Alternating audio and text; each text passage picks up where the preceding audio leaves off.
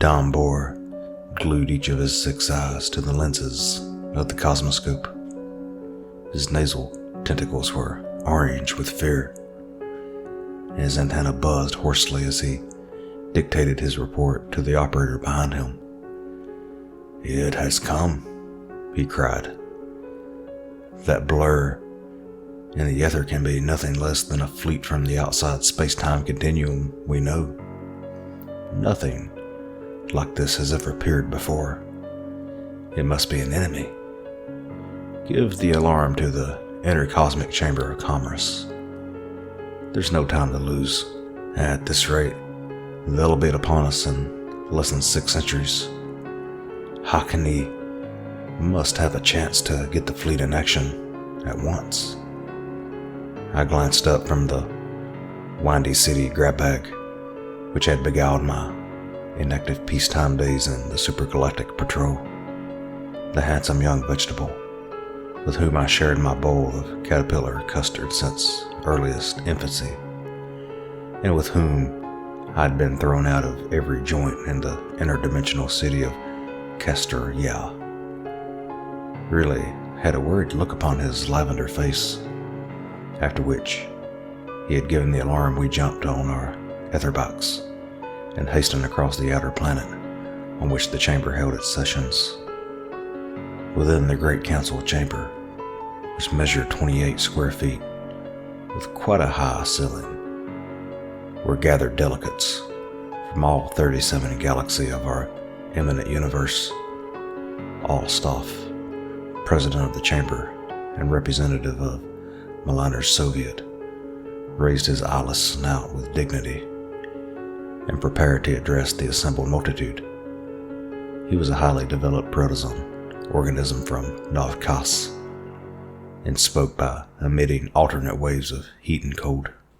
"Gentlemen," he radiated, "a terrible peril has come upon us, which I feel I must bring to your attention."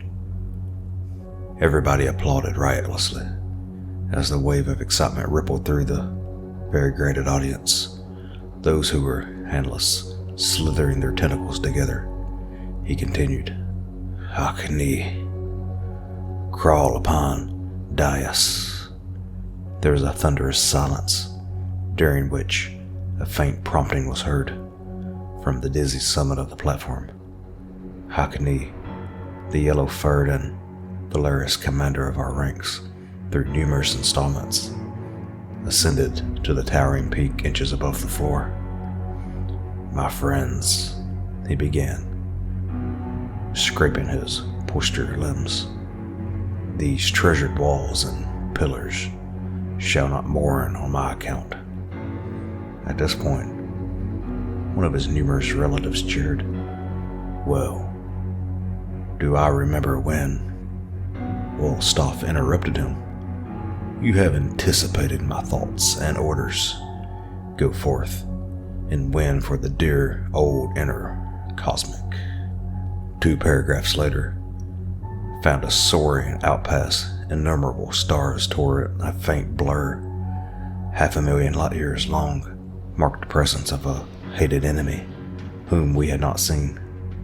What monsters of malformed grotesqueness seethed out were among the moons of infinity, we really didn't know, but there were Malgan menace and the glow that steadily increased until it spanned the entire heavens. Very soon, we made out separate objects in the blur.